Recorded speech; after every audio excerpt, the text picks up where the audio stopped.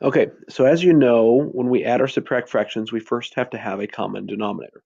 So that's why we practice least common denominators up above. So as we look at number 5, I have a denominator of 5x, a denominator of 4y cubed.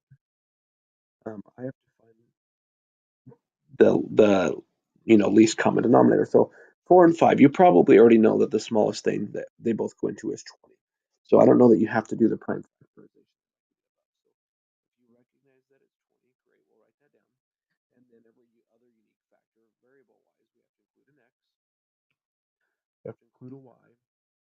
The y did have a cube on it, so we've got to have a cube. There I've included everything in both fractions. So what I'm going to need to do now is turn both fractions into fractions with that common denominator.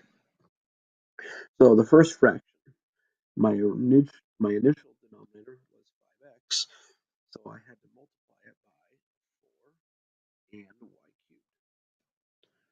So I have to multiply the numerator by the same thing. So now I get 48 y to the 4th. Second denominator, I had to multiply it by a 5 and an x.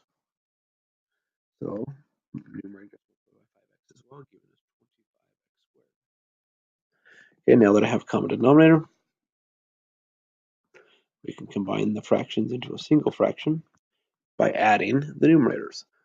They are not like terms, so I cannot combine them together.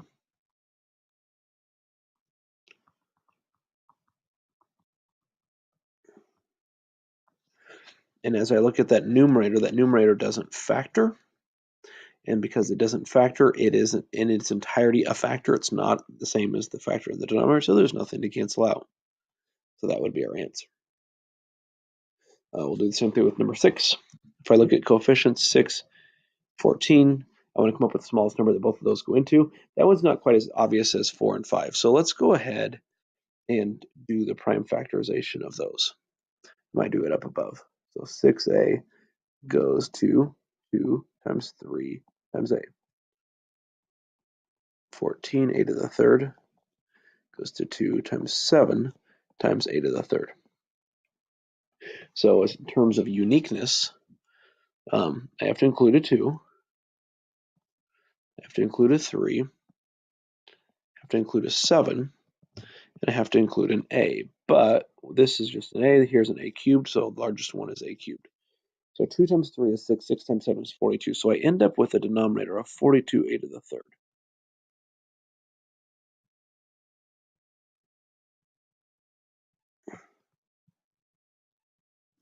So the first fraction, so I can multiply by up, and I forgot, the first denominator also had a b, my bad.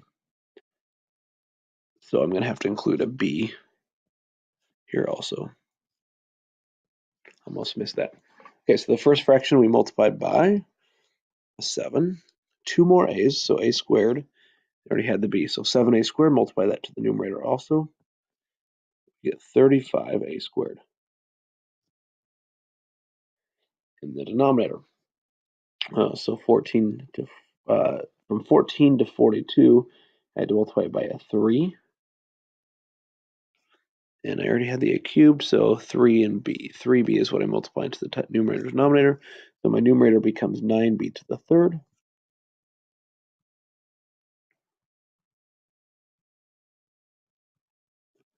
My numerators, add them together. They are not like terms. And there's nothing I can factor out of the numerator, so in its entirety it is a factor, and it is unique to the factor on the denominator, so nothing cancels. Okay, so at this point I'm going to jump down to some monomials instead of just, polynomials instead of just monomials. So I'm going to go down to number 9. Let's take a look at the denominator.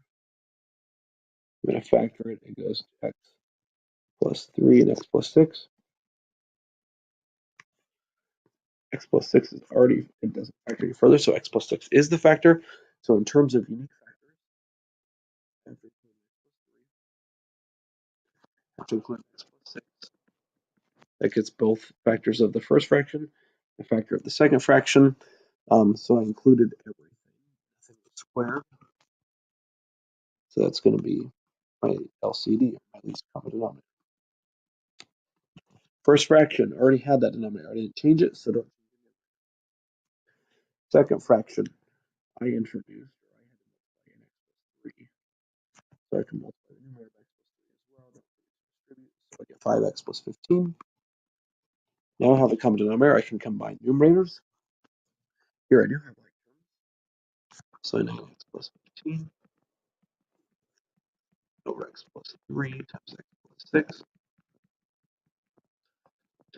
Do on these problems factor your numerator if possible, because sometimes we can simplify further.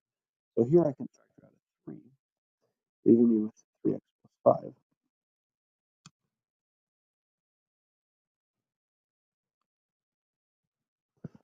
So I have an x plus 3 in the denominator. I do not have an x plus 6 in the numerator. I have an x plus 6 in the denominator, but I do not have one of those in the numerator. There are no common factors. Nothing cancels out. Okay, let's also take a look at, we'll just do number 12 here. And that'll be the end of this section. Numerator, or the first denominator factors a plus 4 and a minus 4. Second one, I can factor out a 6, leaving me with a plus 4. So I want to find the least common denominator. Notice this is also a subtraction problem. As far as coefficients, I only have a 6, so I know I'm going to include that. And then I'm going to have an a plus 4. I'm going to have an a minus 4.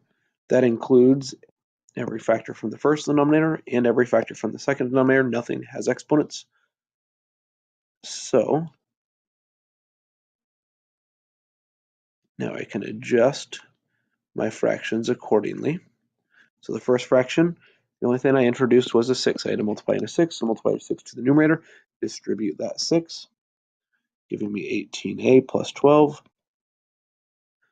Second fraction, I already had the 6, I had the a plus 4, so I multiplied in the a minus 4. So we have to multiply an a minus 4 to the numerator also. So distribute, oops, sorry, accidentally started to erase. Oh, I don't know what I'm doing here. Okay, somehow I started erasing other stuff. We got looks like a 7a minus 28. At this point in time, I'm going to change colors to show you what I'm doing here. Since it's a subtraction, I'm going to change it to addition. As long as I distribute that negative into the numerator that follows. So it's going to get distributed. So say 7a is going to be negative and the 28 is going to be positive. Now that it's a turn in addition problem, treat it like the problems we've already done. Combine like terms. 18 and a and negative 7a makes an 11a. 12 and 28 makes 40.